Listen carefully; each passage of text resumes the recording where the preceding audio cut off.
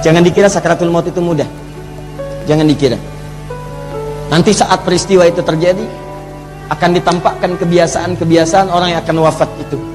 Jika terbiasa dia berbuat maksiat, maka maksiat akan ditampakkan dalam benaknya, membuat kacau keadaan pikirannya, diganggu kemudian oleh setan. Itu yang menyebabkan pikirannya sering meracau, mulutnya sering mengacau, tindakannya tidak terukur. Kadang pukul sana, pukul sini, kadang macam-macam mengamuk dan sebagainya. Itu tidak.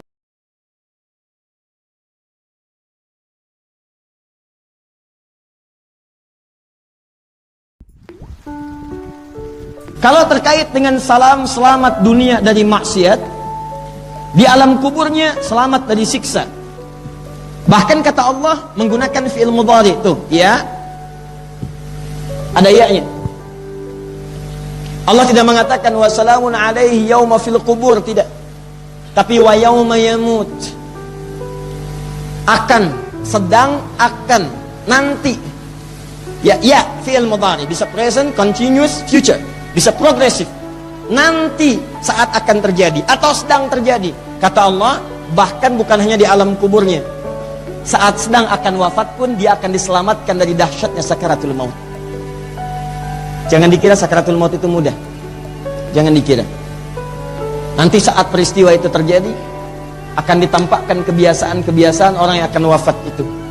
Jika terbiasa dia berbuat maksiat, maka maksiat akan ditampakkan dalam benaknya, membuat kacau keadaan pikirannya, diganggu kemudian oleh setan. Itu yang menyebabkan pikirannya sering meracau, mulutnya sering mengacau, tindakannya tidak terukur. Kadang pukul sana, pukul sini, kadang macam-macam mengamuk dan sebagainya. Itu tidak mudah.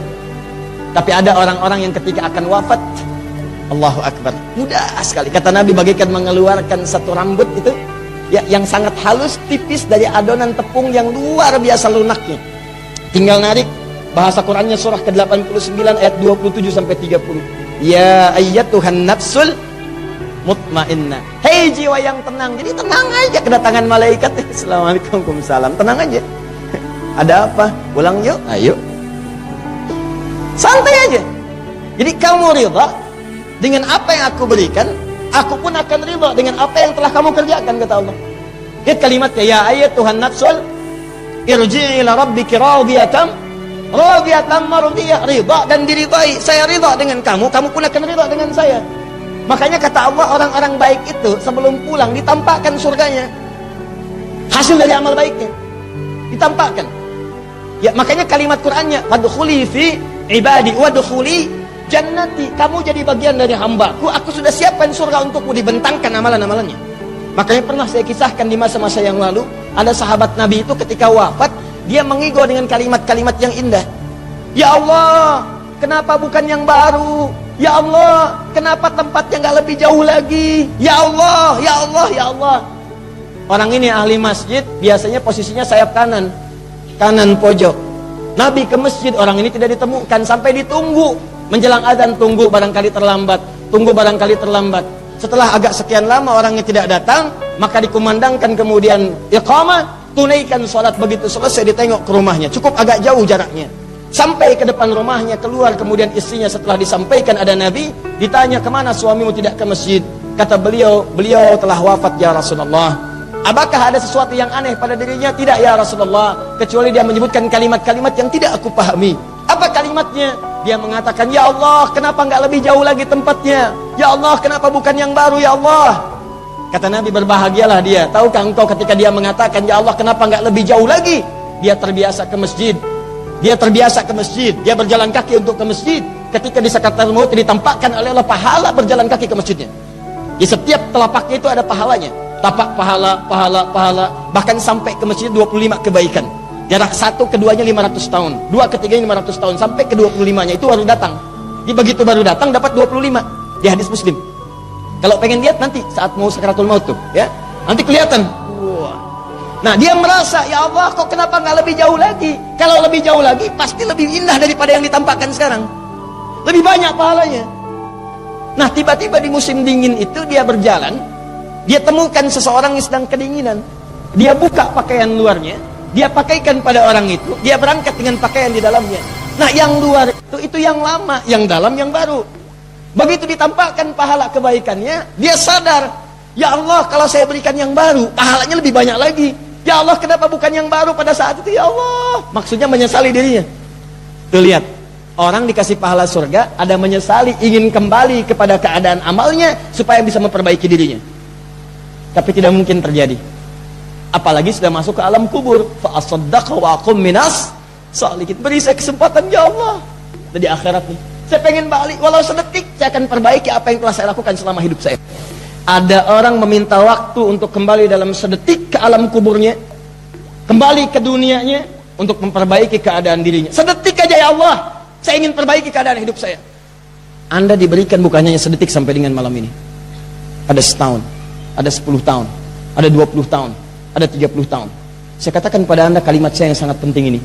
Ada orang-orang kata Allah dan kata Nabi, kata Rasulullah di alam kubur, bahkan nanti di akhirat ingin kembali ke dunia karena ingin memperbaiki amalnya. Dan mereka tidak punya kesempatan. Anda sampai malam ini masih punya kesempatan untuk berubah. Kalau kalimat ini belum mampu membuat Anda berubah sampai dengan malam ini, maka dengan cara apa lagi Anda mesti diingatkan bahwa suatu saat Anda pasti akan berpulang. Dan kita yakin kita akan meninggal. Silahkan, kalau Anda tidak akan meninggal, silahkan. Anda santai-santai aja. Ngapain Ustaz ingetin saya abadi kok di dunia? Silahkan saja.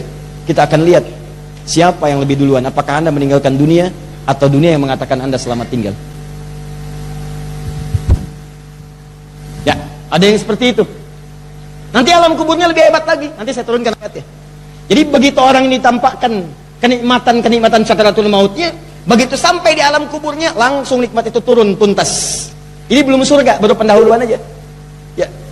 Masuk datang sampai hebatnya, saking gembiranya dengan nikmat itu, dia kata Allah ya, kalau bisa, ini bahasa Quran, kalau bisa dia akan kembali pada keluarganya yang kelihatan sedang sedih.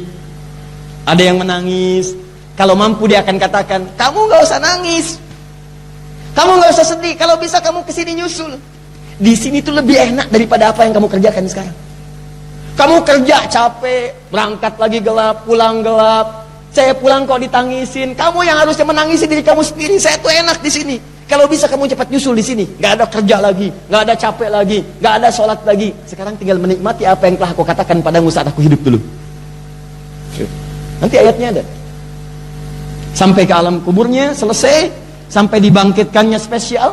Nanti saya tunjukkan yang paling spesial. Di ayat ini ada isyarat, ada orang-orang yang saat dibangkitkan semua orang gelisah. Ada yang mendapatkan naungan yang 7 golongan itu, tapi itu masih bersama-sama. Tapi yang ini tidak. Yang ini dia punya payungnya sendiri.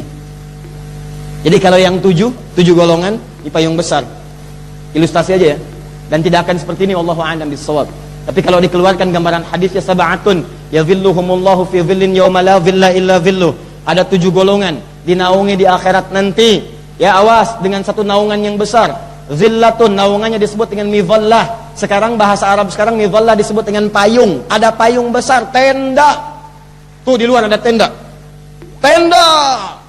Tenda itu hanya akan menaungi 7 golongan saja. Saat yang lain kepanasan, keringat kemudian mengalir, naik ke atas, sampai sudah baunya sudah tidak tahan.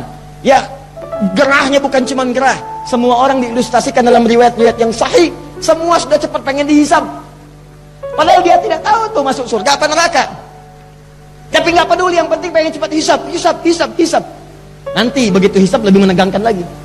Jadi tatkala orang itu tegang, keluar keringat, takut macam-macam, gelisah, minta syafaat ke Nabi Adam, Nabi Nuh, terus sampai ke bawah, sulit ditemukan. Semua mereferensikan Nabi Muhammad. Semua mencari, minta ya Allah hisab sekarang. 7 golongan santai aja. Kenapa tuh? Iya, ribut amat ya. Iya, si amat aja nggak ribut. Iya. 7 golongan.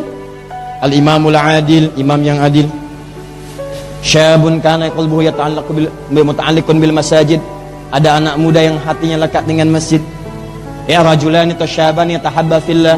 Ada 2 orang yang saling berkasih sayang karena Allah Subhanahu wa taala, bertemu karena Allah, berpisah karena Allah.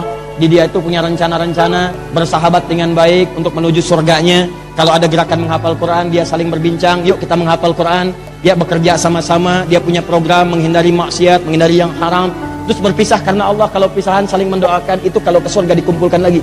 Bahkan nanti temannya bisa bermohon kepada Allah, ya Allah, saya punya sahabat si fulan, saya tidak melihatnya hari ini. Ya Allah, dengan perkenanmu berikan syafaat kepadanya, ya Allah, jadikan dia bersama saya di sini. Saya mohon ya Allah, saya bersamanya di dunia dan satukan saya di akhirat bersamanya. Ya. Tapi nanti, maaf, ini baru contoh 3. Ada lagi satu golongan yang payungnya terpisah. Ya, satu. Jadi kemana-mana itu datang kepadanya. Ini di tenda nih ya. Ini kan tenda besar nih. Kalau tendanya kemudian keluar dari teman-teman, suasana hujan, basah nggak? Basah. Tapi ada golongan tertentu yang dia punya payung sendiri. Begitu dia keluar, payungnya dipakai. Jalan. Yang nggak punya payung, lihat begitu keluar basah. Ada 7 golongan yang ketika keluar dari sini sudah mendapatkan bagian-bagian yang tidak dirasakan oleh orang yang lainnya. Tapi yang ini tidak. Begitu keluar dari sini, diikuti kemudian oleh awan-awan yang menaunginya seakan teduh dan tenang. Siapa dia itu? Salah satunya yang mengamalkan amalan di sini nanti. Kemanapun dia bergerak, maka akan dilindungi. Dan saat hisabnya, langsung akan mengatakan kepada Allah, ya Allah, permudah ia untuk masuk ke dalam surganya, bahkan hiasi dirinya dari kepala sampai dengan ujung kakinya. Dan kalau dia difasilitasi oleh keluarganya, maka Allah akan mengizinkan orang ini untuk membimbing semua keluarga yang beriman dan beramal soleh untuk masuk surga, diparadekan pada seluruh penduduk langit dan dunia, disambut oleh malaikat di setiap pintu surga. Inilah amalannya.